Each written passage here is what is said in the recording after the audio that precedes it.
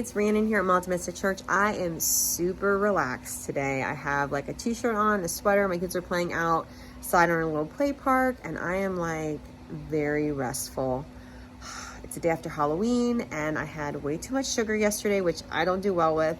So today is like a cleansing and just a very peaceful, calming day, and a day where I'm very gentle with myself. But anyway, I wanted to do my Q&A that I was telling you about. I let people know I was going to be doing Q&A, and I got like like 6 questions. And I was like, I have not been doing a lot on my channel.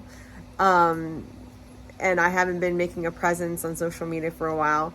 So I don't think I mean, the last time I did a Q&A and I got like a few questions was when I had like first started my channel. It wasn't like, I didn't get a ton of questions. But I will say, the people that ask questions are awesome. And most of them I feel like have been around for a while. And so I appreciate every single question.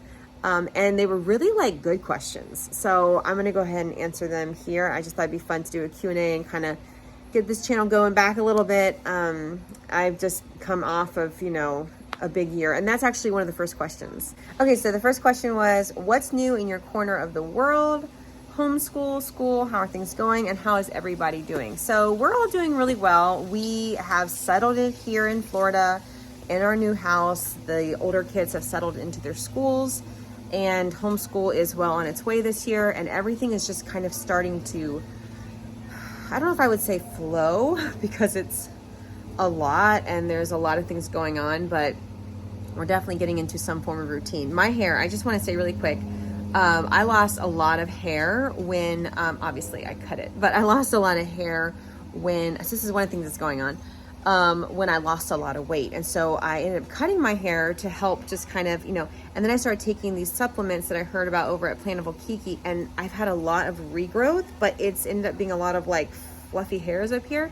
So the regrowth has been positive. My hair has stopped falling out a lot, so that's been really good. But my hair has started to come back gray, and so that's been a whole other thing as well. So I did want to say really quick, just in case anyone's like, she was like a little chicken, her little thin hair on her head.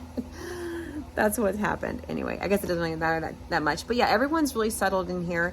And I think we're all really liking Florida. We do miss a lot of things about the Midwest, but we are liking Florida. And like I said, the older kids have really kind of gotten into their new schools and found friend groups for the most part, and just kind of have acclimated as best is to be, whatever that is to be expected with moving. Like my oldest son was in high school. That was a rough move. And our second, which is our daughter, our first daughter, she was in middle school and had a really good group of friends. And then, so that transition was really challenging, but we got it for the most part figured out. And then our third child, a son, started going to Catholic school for the first time this year, and it was a pretty smooth transition. Some things, were hard, but academically, he's doing very well, very well. It's definitely helped that I've known how, like, what they need to know by the time they go into 6th grade. So that helped big time. So so that's been really big. And then now I'm homeschooling our 9-year-old, 7-year-old, and pre-K, because the 9 and 7-year-old are, because they're late birthdays later in the year, we're doing 3rd grade, 1st grade, and pre-K, and it's going really well. So I have streamlined it and made it the most simple and basic and exactly what like they need to know and have, and then have just made peace with that, because that's literally what I need to do, and it's literally all I can do. So yeah, so that's that. My husband's job is awesome. It is so much work. It's very like high level, high demand here at this diocese, and but he is doing great, and it is just definitely what the Lord had in mind for him, and all that he has worked on at parish level, at the diocesan level, with all of his education. It's really good. So definitely was God's will for him to be here, and he's doing a lot of great things at the diocese, and it's been really powerful to watch. I got to go to my first gala with him. It was beautiful. It was Catholic and Jewish relations, and it was wonderful. So yeah, so things have been going really well with that. For me personally, if you follow me for a while, I had gone through over a year and a half of horrific back spasms. It was debilitating. It was awful. By God's grace, that's over, and I will make a story time video about that because I think I'm ready to share, and it was beautiful and borderline or actually miraculous, and I want to share that with you guys. So I'm gonna make a video at one point about that. But yeah, that's how everyone's doing for the most part. And yeah, so that's question one. The next question was if you have any new, like if you're reading any new books or if you have any new interests, like topic or activity wise. It was a good question. And I am reading some different books right now, and I'm really enjoying them. I will talk about them in a minute. Interest-wise, I will be really honest, at this current stage of my life, my interests and excitement of life is like all-time low. I feel like this stage of motherhood I have 2 teenagers, and then I have, the rest are like my youngest is 4.5, and my oldest is 15.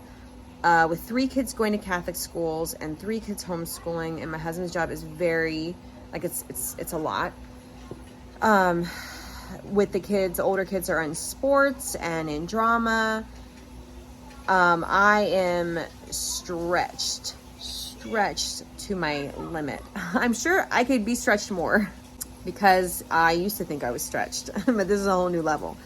And it's just very busy, and there's just like the days are so filled, and there are so many needs to be met physically as well as emotionally. So I feel like at this point in my life, my personal like interests have taken a far back seat. I try to like encourage like myself to like different things and get involved, and my husband tries to be like, encouraging of that as well. But I just find that even when I put a little bit of effort into wanting to be interested in something, I just the zeal, there's just a lack of luster or whatever in interest. So not really. Not that I'm not trying. I have been trying. I've been researching this or this, and yeah, it's just like a lack of interest for myself time. But I feel like in some ways it's just a little bit of a sacrifice to give to this time in my life, and I can just offer it up for my family. I can offer it up for conversions. I can offer it up for the salvation of the world, and it's so minor. It's not like a big horrible thing. It's just not having that kind of like that zeal that inside of my life. And that is something that I have talked about on this channel, and I've made a couple of videos about how like it's okay to be in that space. And I know maybe that's not the popular opinion, but just still walking with Jesus in that space. So I was trying for a little while to get into like my French roots, and one of the reasons I got my hair, I wanted like a French cut, and I was going to start doing a capsule wardrobe and like do like some, and then that just like fell through, and but that's okay. So the other part is books, and I have been reading a lot of books. I'm reading a book on hope, and I'm doing a series over my Marian Wellness channel, my health channel. I am a couple of days late on that. I did try to implement a fasting book, but it messed up my cycle, so I stopped fasting. And I currently listen to a book by Priscilla Shirer. I love her books. She is not Catholic, she's Protestant, just if anyone was wondering. And I love her books. And then right now I'm listening to one by this woman, I cannot pronounce her name. It's okay. Like, I like it, but her and I are really different. And I can tell that we have very different husbands by the way that we process things. And so I'm kind of like having a challenge connecting with her as an author, but I do like some of her stuff. And the Hope book I'm reading right now is really good. I'll try to remember to put it in the description box below. My channel has not been letting me put links. I don't know what's going on with that, but in the description box. But speaking of books, another question I got was actually about a very specific book that I read. I think I read it twice. One and a half, I don't know. And I actually did a video on this channel, and I turned that video to private quick because the comments got crazy. I had never had so much like concern and quote unquote, I don't know if it was like judgy. I don't know if that would be the word. It was more like people just really sharing their opinion and being concerned about like my opinion. And I am just like not about that. So at that point in my life, because of where I was, I just put it on private. I didn't want to deal with that and having to like defend myself or explain like the reasoning of why I liked some of the things in the book. But someone did ask a question for this one, so I thought, well, I'm going to go ahead and talk about a little bit here, if anyone's interested, which I'm sure some people are, and go from there. Okay, so the question was, have you read the book Ask Your Husband by Stephanie Gordon? And if so, how do you like it? Any thoughts on it if you hadn't read it? And then someone in the reply to that question, she said something about, someone was concerned about plagiarism, like there was some concern about the first edition and plagiarism, and so it was a red flag for them, so they didn't even read it, and they didn't know if it had been addressed. So the first thing I want to say is yes, it has been addressed in one of the videos on Timothy Gordon's channel. They did a video with him and his wife, and they addressed the whole thing with the plagiarism, and then they had created a second edition, which, by the way, the second edition cover, I feel, was a way better choice, just to, like, attract women to the book. I felt like the first cover, I didn't quite understand that selection, but it was probably something that was over my head and I just didn't know. But the second one has a Holy Family, and it's just really beautiful, and I really like the cover of the second edition book. So yes, I did read the book. So I did a whole video on it. Maybe I'll make it public again just so people can like hear my thoughts. But I personally, I did like the book. I have spent enormous amount of years trying to figure out how to live as a feminine woman, how to love my husband, how to love my children, how to be a devout Catholic woman. And it has been very hard to find content out there on certain areas that no one wants to talk about in the Catholic world, but that a lot of Protestant women will talk about. But I had read a book by an author. She was a Protestant author, and it just really did a number on me.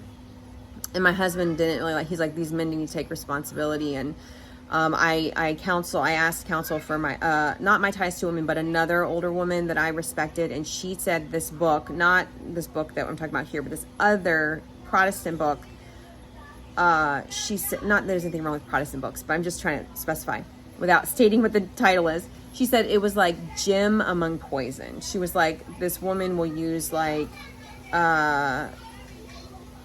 what do I want to say? Like scripture verses are good things, but then she'll mix in with a whole bunch of stuff that's not accurate. So she really encouraged me to read, try to find, the Catholic perspective of the human person and like marriage and stuff. And I hadn't really found a book like that. And then a friend of mine actually recommended this book to me, Ask Your Husband. And I was kind of like, I don't know about reading it because all these Catholic women that write books all have degrees and go on to, have like this career before they get married. And my friend was like, no, I think you'll really like this book because she didn't do those things. And I was like, oh, because I have like an AA degree, 2-year degree. It took me 5 years to get. I did it mostly for, just reasons that were not my own reasons. And so I never really, and I didn't have a career. I've never had a career. And I felt like so bad about that for years. And then I realized finally, like, I don't feel bad about that at all. Like, it's been a really beautiful thing not to have had a career and to just fully give myself to my family, my husband and my children. And so when I was reading the book, I did appreciate that about Stephanie. I did. I really appreciated that about her, of like, that maybe she had stuff. Maybe I know she did some stuff with, I think she went to college. I don't know. But I felt a little bit more like I could relate with her on that. Okay, the dog is barking again, so sorry about that. But yes, okay, so I did like this book. I wrote down what I liked and maybe some of the issues I didn't quite agree on. I'm so sorry about this dog. I don't think he's gonna stop. So what did I like about the book? I love the aspect of respecting your husband. I think that is so important. Going to your husband for guidance and checking in with him on things, I actually really agree with that. And I know some people don't, but I do. And I think it's been really positive, for our marriage. And also there are times I'll go to my husband and he'll say something to me like, this is not something you need to ask me about, and then I'm like, oh, okay, so that's fine. I can go and handle this. And, because I think it's just like respectful for them to kind of know what's going on and also to check in with them. And like ask what their thoughts are on it. And yeah, so I also put trusting his decisions. So once my husband makes a decision, that's the decision. I trust it. I honor that. I stand by it firm with the kids. Yeah, I really like that. And letting him know where you're going. That one was kind of both sides. Like I liked it, and I also was like, like I do think we should let our husbands know where we're going to be. And like she talked about this in the book. She was clear. It wasn't like, honey, am I allowed to go places? Not like that. It's just kind of like letting him know generally what you're doing that day and where you're going to be. And I do think it helps them to just feel like confident knowing where you are and making sure everything's good. And I don't know, I've always done that. Honoring his preferences, I like that she talked about that a lot, and I feel like that's really important in marriage. And then she did talk about like being attractive and like what does he like. So my husband's the kind of man where I've asked him so many times what he likes, and he's kind of like, I like what you like what you're comfortable with. And that's where confidence is. I think that a lot of men are attracted to confidence in their wives, and just their wives, you know, feel really good about themselves. And sometimes I am just like kind of want to check in with them, like wondering what his thoughts are on my hair, or like if he likes the kind of dresses I'm wearing and stuff. And sometimes he's just kind of like, well, what do you like? And other times, sometimes he'll tell me. But I did like that part in the book. She talked about that. Some of the areas that I differed in, I guess opinion. I mean, everything she wrote in the book, I don't think was really her opinion. I think she was really trying to come from like church teaching and like the church fathers and popes and things like that. But I guess it's like the area of like women working. I know that St. John Paul the Great wrote some different things on women. I cannot pronounce these things, and I'm not going to act like I know, but here's one of them. And there's many different things that we can look for resources if you are comfortable in following that or like reading that and understanding that. I just kind of go to my husband because his degrees are all in theology and catechetics. So when I have questions, I just ask him. But there are so many resources out there, and she did do a good job, I think, explaining the points and the reasons why she was saying what she was saying. And I think she definitely had valid points. I just am saying that, you know, there's other resources if people want to look into those areas. Like, let's say you read her book and you liked a lot of hers, but the stuff she talked about, there was like some you differ. There was a lot of things you could look into. Another area was women always telling husbands who are going, I already talked about that, about how like the way she's intending it, not the way people online were making it sound like she meant it. Like every second of the day you have to tell him, like he's super controlling. If a man is controlling like that, that is not healthy. And that's not what Stephanie was talking about. And then also she had an area which I thought was a really interesting, I think it was a whole chapter, but it was about like your weight and like attractiveness. And I felt like I appreciate that chapter because she was talking about things that I feel like no one wants to talk about, but about how like kind of like trying to be attractive for your husband.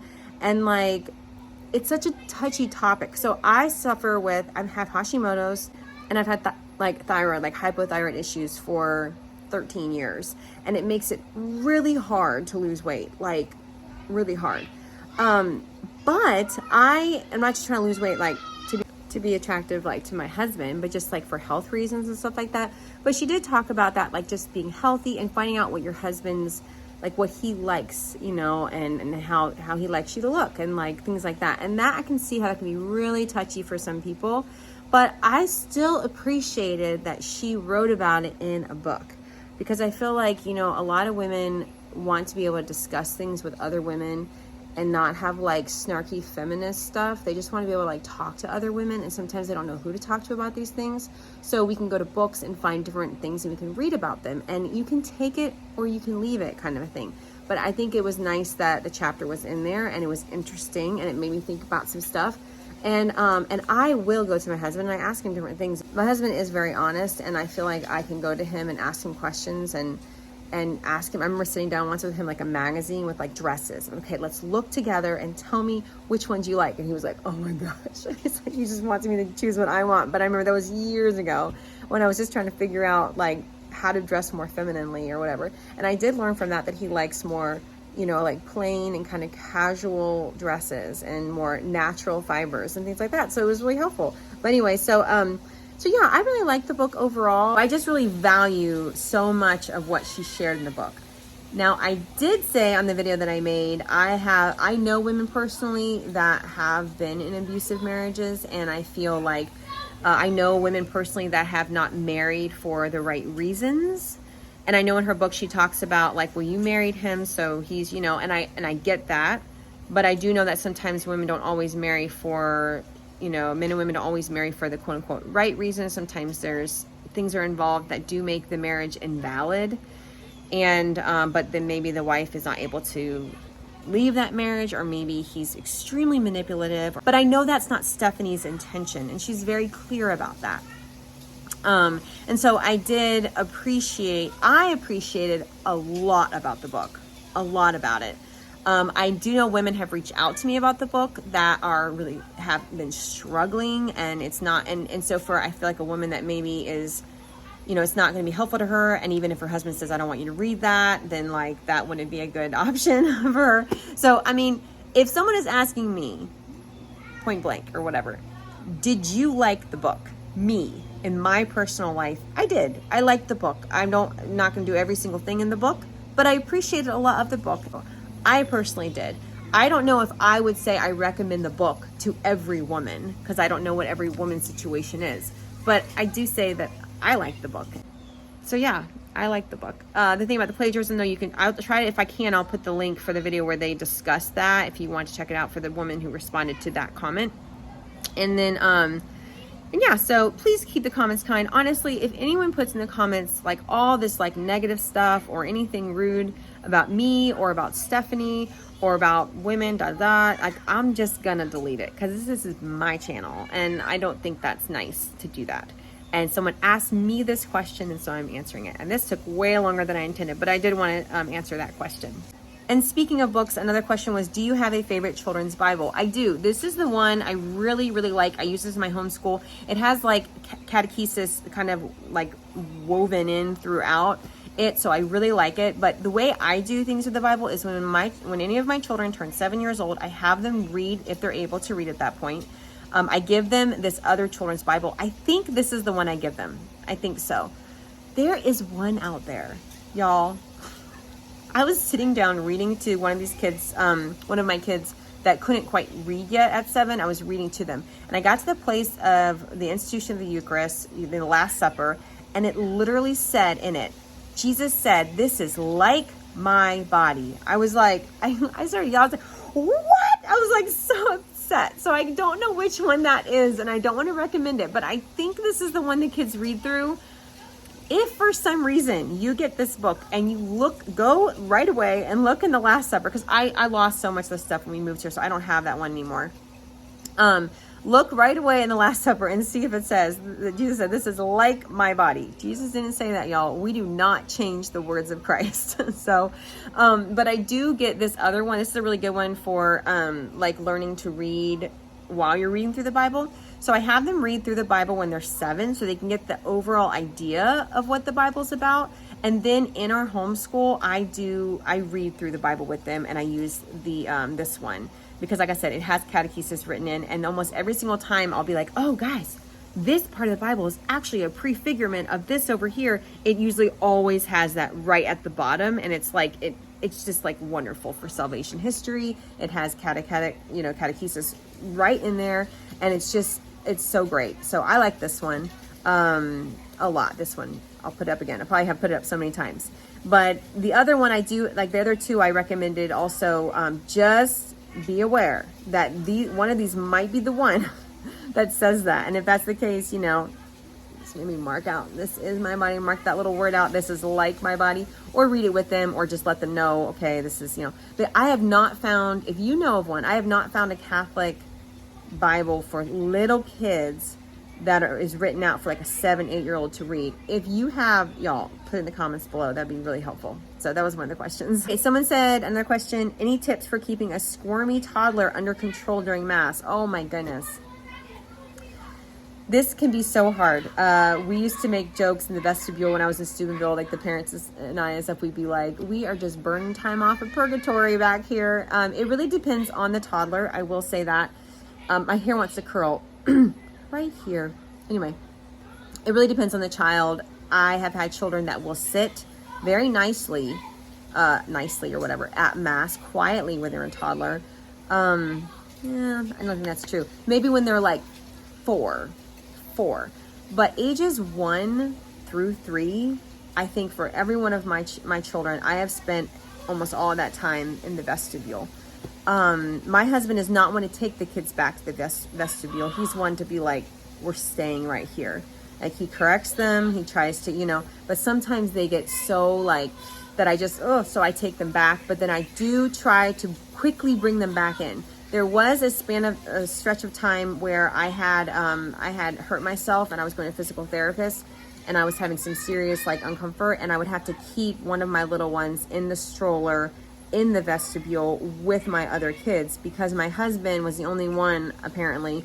The church just kept asking him to do it, and he was like, wasn't sure, but he was running all the cameras. Oh, it was during COVID, that's what it was, and he was able to do this stuff. And so he had gotten the cameras back there, he had helped them order. He was working for the diocese at the time, and he would run it all, and then he was trying to teach other men how to do it. And during that time, my older kids, my older two sons, they were the altar servers.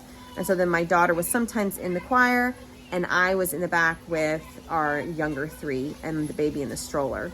So that was like a time where I just had to make do with being in the vestibule like that. But for the most part, being in church, we try to stay in the Mass as much as we can. If a child is really fussy, I do take them in the back. I try to get them calm and then bring them back in so they get used to being in Mass. I think that's really important. I've seen people try all kinds of things. I never, ever bring food. I don't think that's appropriate. If someone else needs to do it, I'm not judging anybody, but I don't think it's appropriate. Sorry, my kids came in, they were telling me a story. They're so funny. But anyway, so we, I guess, try to stay in. Sometimes I've heard of like bringing a bag just for Mass. I think this is so great, but I could never keep it that way. The kids would find it during the week and they want to look through it, and then by the time we go. So what I do now is I don't have a toddler anymore, but I would bring books, those little, these kind of books. And then I'd never bring crayons. I would never bring food, because I felt for me, those things would make everything worse and harder. Every now and then I'd let the child bring, like if they really liked a stuffy, I would try to get a Jesus or Mary, so it was at least like religious in nature, and let them bring that. And then the little books. And then now what I have, these aren't toddlers, but they have Bible cases, and they bring their little Bibles with them, and they can look at it during Mass. So for the toddler years, honestly, some people, like I said, bring a little bag of like books or things that are only for Mass. So when they see it, it's only on Sunday, and it's like exciting because I haven't had it all week. And then for us, I would just take them in the back, try to calm them out, bring them back in. I would pray a lot, and I would offer it up. Depending on when it was happening, it could be really, really hard, because I just wanted to be in the Mass, and I just wanted to hear the homily. I will say it does help to be at a parish where people are more friendly with little kids, and where it's not super, super quiet. We used to attend a church that was like very traditional, and you would think that, I don't know, but people were like, your child would fuss. So like I was always in the back, and then we ended up switching. We only did that one time. We switched to another one called Holy Family. It was booming with families, and kids were making all this noise. They had this wonderful African priest, and he would hold the baby during the Mass, and it was just like they were so welcoming, and you didn't feel like you had to be hiding off somewhere. So I don't know if I even answered your question, but I guess to sum it up, some people say bring a bag with special things just for Mass.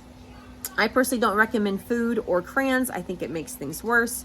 A stuffy that is religious in nature can be kind of comforting and helpful for the child. And then just taking them back if you absolutely have to, I'm not telling you to do that, but if you feel like you need to do that, but just don't linger too long, bring them back in when you can. And I remember that one of the best advice I ever had was from an older woman, and she said, just put blinders on in Mass, because people are going to give you dirty looks, but Jesus said, bring the children to me. So, I mean, if it gets real distracting and the child's crying a whole bunch, then I go in the back, but quickly come back in. When Baby came in, she fell on her backside. She's fine.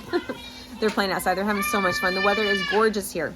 So I know I'm very long-winded on these answers, but I just wanted to give you a real answer. And don't feel bad if you're in a season where you just have to stay in the vestibule for your mental health, for your, my sake was my physical health. You're going to get back in there eventually. And if you offer it up, I really do believe that it can be something that you can offer up. Okay, the last question I have is, do you have any advice for women in early days of marriage? Yes, I do. Okay, 1, be very careful who you share personal stuff with, because a lot of times when you're either a young woman or you're just first married, you want to talk about issues you're having, but not everyone's going to have great advice, and not everybody is going to be encouraging and think highly of your husband. So I would say, I know a woman that her and her husband decided on one person that she could share whatever she needed to with, to be able to have someone to share it with, and he felt fine with that. It was an older woman. Two, that brings me to Titus 2. I will link my Titus 2 video in the description box below. Find yourself a Titus 2 woman if you're able. She doesn't have to live right near you, but she can be somewhere that you can confide in. You can ask advice, about marriage. I would definitely say that. Three, I would suggest really studying your husband. Not your friend's husband, not a husband in a movie, not a husband in a book, not all kind. Your husband. What are his likes? What are his dislikes? What kind of family did he come from? What kind of is something that makes him feel embarrassed? What are things that make him feel loved? What are things that really study him? I would suggest the book, The 5 Love Languages, and the temperament God gave you and the emotions God gave you. If he will not read them with you, I would read them by myself. It would be great if he read with you, but some men, they don't want to do that, and that's just is what it is. But really, really study your husband. Also study yourself. Learn what your temperament is, what your love language is. And that's really important. And sometimes in early marriage, people like husbands and wives, I think, are still really kind of set in their own ways, and they don't want to depending on their temperament, sometimes they don't want to give in to the other person because they're scared they're going to lose themselves. I don't know everything, but I've been married civilly for almost 20 years, and in the church it'll be 18 this next year, but we just celebrated our 17 in the church. And so I know a little bit. And I just personally feel like marriage is so personal for you and your husband. And there is so much that you have to figure out together. And when you're in the early years, it's I feel like there's this great push that you just have to know everything, and you have to be so in love, and you have to have it all down. But honestly, I'll be really honest, and I know people say this and it's so cheesy, but I feel so much more love. I feel so much more even more than that. I like and I love my husband way more now than I ever did before. I feel like I have allowed myself to put walls down. I have allowed myself to get my feelings hurt by him, have him help me feel better. We've worked out so many things. Boundaries are important, especially if you're going through some not so great stuff in marriage. But this book I did read called The Empowered Wife, which I liked some of it, some of it I didn't. But one thing she said that was really funny, she's like, boundaries are great if you're a country, but so if you are going through some not so great things, then boundaries can be so important and healthy and wonderful in marriage to help you kind of get through that time.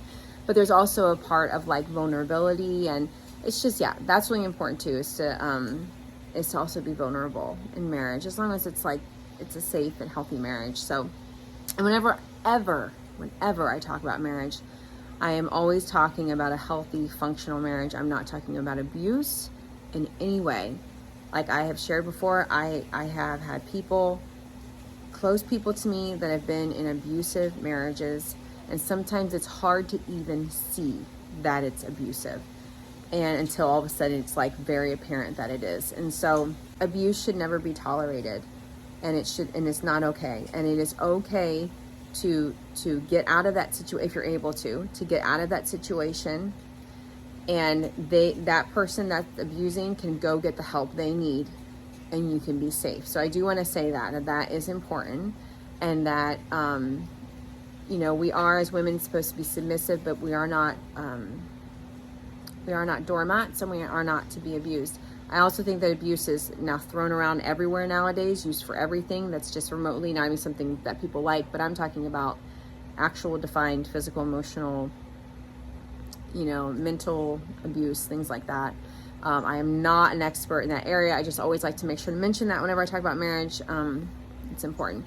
But yeah, I just would say, those books I recommended, those books I mentioned, those are really good books. And really studying your husband and learning about him, and doing those little things that he really likes and that encourages him, and really knowing who you are and growing who you are. Because a lot of times husbands they're wanting to know about us, but the only way they're going to know about us is if we tell them, or if we're very clear about it.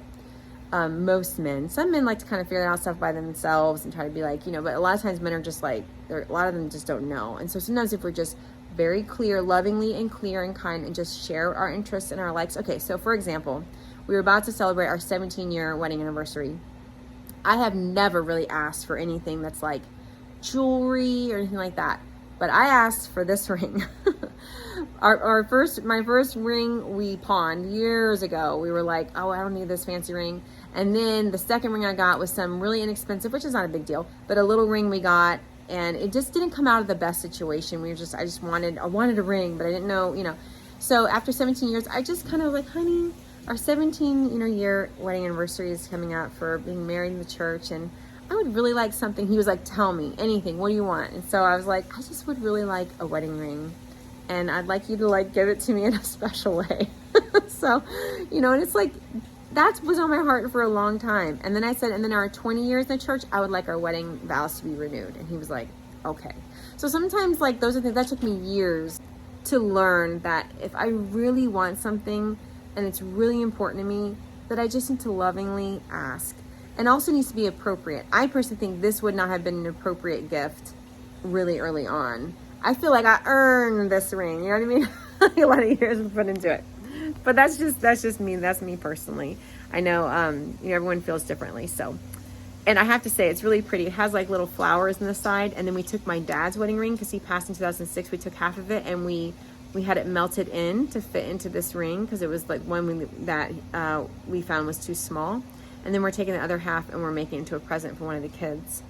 And so yeah, that really wasn't just the answer of when you're young and married, but I wanted to add that in. So I hope you guys have enjoyed this Q&A. It's a lot longer for 6 questions, but they were really good questions. So, and again, I don't know anybody who even would care, but just in case if anyone's like, oh my gosh, she's so not put together. I do not wear makeup. I'm a very simple woman, and life has been kind of hard on me on the last couple of years health-wise. So after, doing raw vegan, my skin is definitely gone. It's kind of tanked, and I have a lot more brown spots and gray hairs coming in, but my back spasms are gone, and my PT issue I had a long time ago, that's all better.